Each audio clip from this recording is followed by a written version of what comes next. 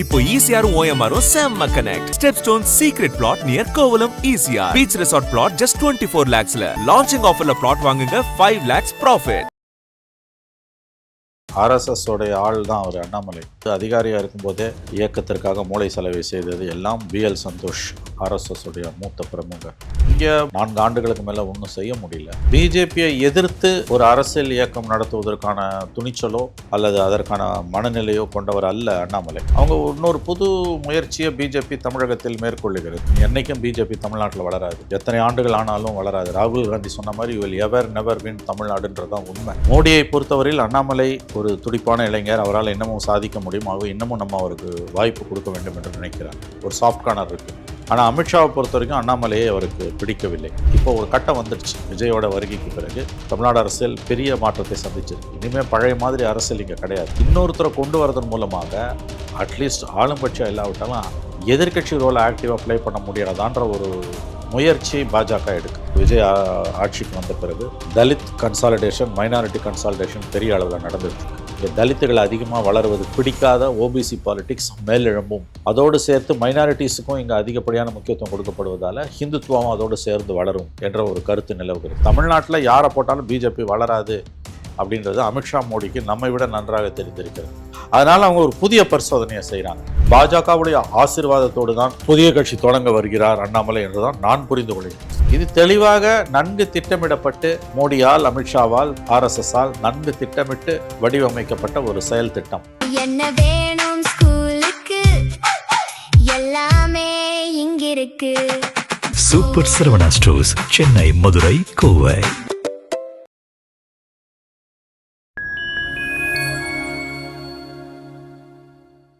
ஃபைன்டெக் மீடியாவோட ஒரு ஸ்பெஷல் இன்டர்வியூல சிறப்பழைப்பாளராக தமிழ்நாட்டினுடைய ஒரு மூத்த ஊடகவியாளர் மணிசார் அவர்கள் இணைந்துள்ளார். சமகால அரசியல் நிகழ்வு ஊற்றப்படுகிற கேள்விகளை முன்வைக்கின்றோம். வாருங்கள் நிகழ்ச்சிகள் சொல்லலாம். வணக்கம் சார். சார் வணக்கம். அதிரடியாக டெல்லி சென்ற அண்ணாமலை நிதின் நபினுடன் சந்திப்பு, 5 பக்கத்துக்கு அறிக்கை கொடுத்திருக்கிறாரு, கட்சியிலிருந்து விலகுவதாகவும் தகவல் தொடர்ந்து வந்து கொண்டிருக்கு சார். அண்ணாமலையினுடைய இந்த ஒரு புது முயற்சி, பாஜகவை விட்டு வெளியேறுவது, பாஜகவிற்கு ஒரு பின்னடைவு, அண்ணாமலை அடுத்த கட்டத்துக்கு போவதற்கான வாய்ப்பு எப்படி பார்க்குறீங்க? பாஜகவுக்கு பின்னடைவெல்லாம் இல்லைங்க. இது பாஜகவுடைய ஆசீர்வாதத்தோடு தான் அவர் இதை செய்கிறார், அப்படிதான் நான் நினைக்கிறேன். RSS உடைய ஆள் தான் அவர் அண்ணாமலை. அவர் IPS அதிகாரியாக இருந்த பொழுது அங்கே அவரை அரசியலுக்கு கொண்டு வந்தது, அதிகாரியாக இருக்கும்போதே அவரை தங்களுடைய இயக்கத்திற்காக மூளை செலவை செய்தது எல்லாம் BL சந்தோஷ், RSS உடைய மூத்த பிரமுகர். அவர் அதன் பிறகு 12 ஆண்டுகள் பணியாற்றிவிட்டு 12-13 ஆண்டுகள் பணியாற்றிவிட்டு அரசியலுக்கு வருகிறார். இங்கே 3 ஆண்டுகளுக்கு மேலே அவரால் ஒன்றும் பெருசாக 4 ஆண்டுகளுக்கு மேலே ஒன்றும் செய்ய முடியல. ஆனால் பிஜேபியை எதிர்த்து ஒரு அரசியல் இயக்கம் நடத்துவதற்கான துணிச்சலோ அல்லது அதற்கான மனநிலையோ கொண்டவர் அல்ல அண்ணாமலை. அவரை அறிந்தவர்களுக்கு நன்றாக தெரியும், பிஜேபி அறிந்தவர்களுக்கும் நன்றாக தெரியும். பிஜேபி ஏற்றெல்லாம் ஒன்றும் அவர் அரசியல் பண்ண முடியாது. அப்படின்னா அரசியல் பண்ணுறவர் ராஜினாமா பண்ணிட்டு போய் எதுக்கு நிதின் நபீன்கிட்டையும் அண்ணாமலை அமித்ஷா கிட்டையும் விளக்கம் கொடுத்துக்கிட்டு இருக்காரு. ஆகவே இது அவங்க இன்னொரு புது முயற்சியை பிஜேபி தமிழகத்தில் மேற்கொள்ளுகிறது. அவங்க பிஜேபி தமிழ்நாட்டில் இந்த ரூபத்தில் வளராதுன்னு தெரிஞ்சு போச்சு. இனி என்றைக்கும் பிஜேபி தமிழ்நாட்டில் வளராது, எத்தனை ஆண்டுகள் ஆனாலும் வளராது. ராகுல் காந்தி சொன்ன மாதிரி வில் எவர் நெவர் வின் தமிழ்நாடுன்றதான் உண்மை. அதனால் புதிய முயற்சியை மேற்கொள்கிறாங்க. ஒரு இளைஞர் என்ற கேட்டகரியில் வருகிறார். அவர் 42-43 வயது தான் ஆகிறது. நான் 84 பார்ன், அவர் 42 இயர்ஸ் தான் அவருக்கு. நாளைக்கு தான் ஒரு 4ஆம் தேதி பிறந்தநாள் வந்தது. 42 வயது முடிகிறது. மிகவும் இளைஞர். அவரை வைத்து இப்போ தமிழ்நாடு அரசியலில் ஒரு மாற்றம் ஏற்பட்டிருக்கு. அதிமுக, திமுக 2 கட்சிகளும் பின்னுக்கு தள்ளப்பட்டு புதியதாக ஒரு கட்சி மேலே வந்திருக்கு. இருகோண அரசியல் முக்கோண அரசியலாக மாறி இருக்கிறது. இதில் இன்னொரு பிளேயரை கொண்டு உள்ளே இறக்குறாங்க, இருக்கிறத இன்னும் குழப்பறதுக்கு. அந்த வேலைக்கு அவர்கள் அண்ணாமலையை பயன்படுத்தி கொள்கிறார்கள். ஆகவே பாஜகவுடைய ஆசீர்வாதத்தோடு தான் புதிய கட்சி தொடங்க வருகிறார் அண்ணாமலை என்றுதான் நான் புரிந்து கொள்கிறேன். ஆனால் ஒரு மாநில தலைவர் பதவியிலிருந்து அண்ணாமலை எடப்பாடியுடைய கோரிக்கைக்கு ஏற்று மாற்றப்பட்டார். அப்படிங்கிறப்போ ஒரு 10 மாதம் ஒரு வருட காலமாக எந்தவித பதவியும் கட்சியிலேருந்து கொடுக்கவே இல்லை. தேசிய அளவு செயற்குழு உறுப்பினர் மட்டும்தான் கொடுத்துருக்காங்க.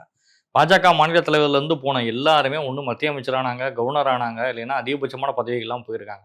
அண்ணாமலை மட்டும் 10 மாதங்களாக ஓரங்கட்டி வைக்கப்பட்டதனுடைய விளைவு அண்ணாமலை வெளியேறார் அப்படிங்கிறதும் ஒரு டாக்காகவும் தான் சார். இல்லை, அப்படி நான் பார்க்கல. அவருக்கு வேறு ஏதோ ரோலை ப்ளே பண்ண பார்த்தாங்க, அது அவர் சரியாக வரல. அங்கே இருக்கக்கூடிய தகவல் என்னென்னா, அமித்ஷா மோடி 2 பேருக்கும் அண்ணாமலை விஷயத்தில் வெவ்வேறு விதமான கருத்துக்கள் இருக்கின்றன.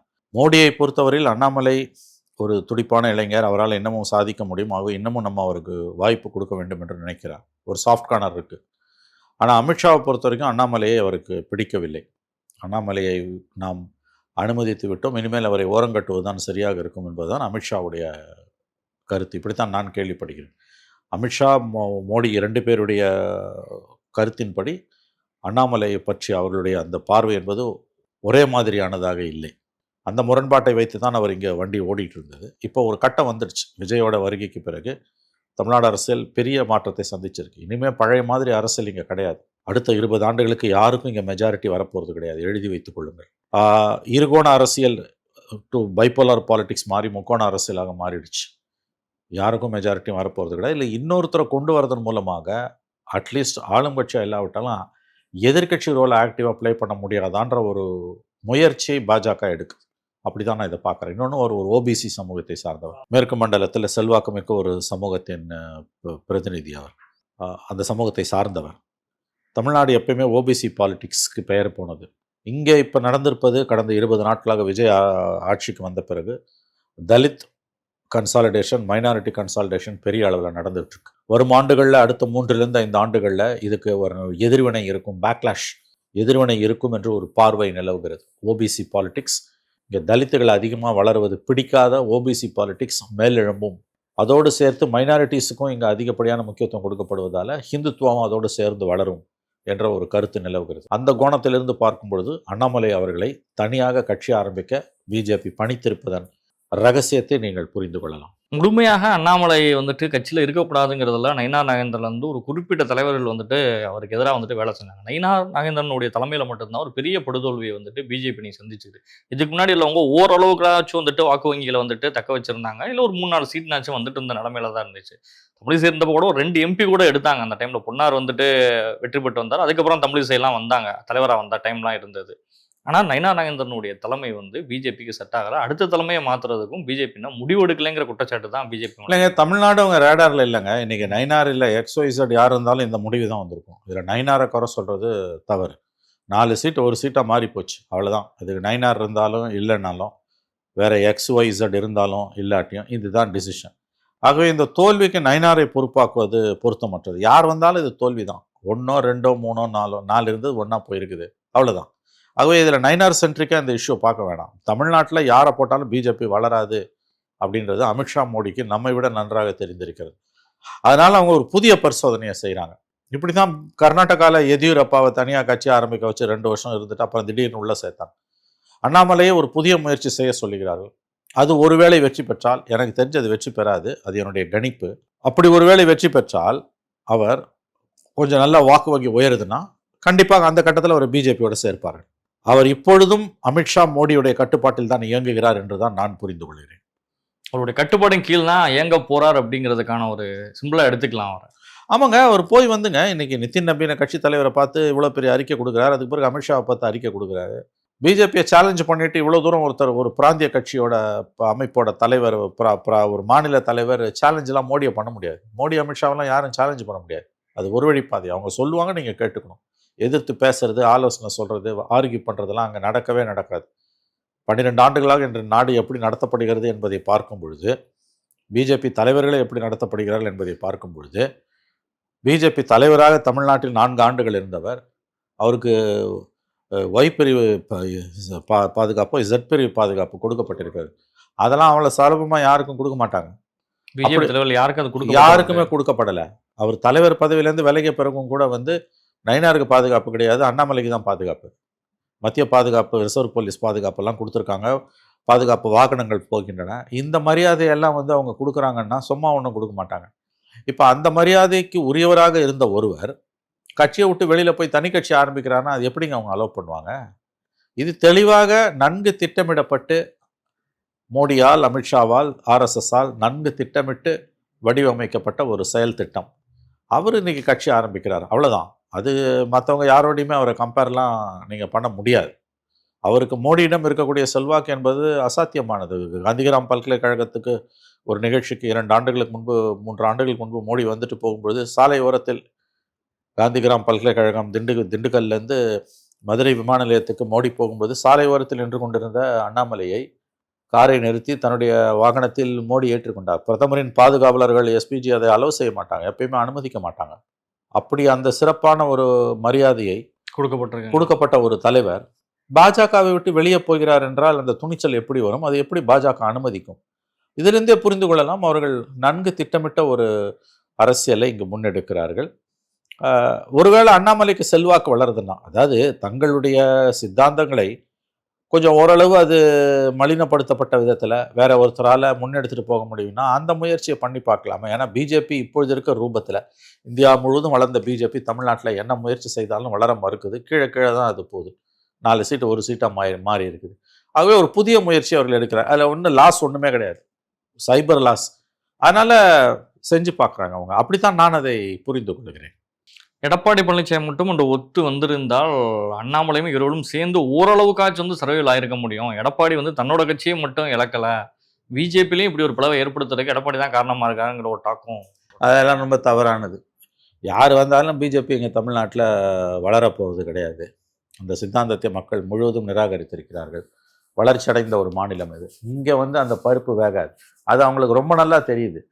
அண்ணாமலையை எடப்பாடி சொல்லி ஓரம் கட்டினதால தான் இந்த தோல்வி என்பது தவறான பார்வை. அப்படிலாம் அவங்களும் நினைக்கல.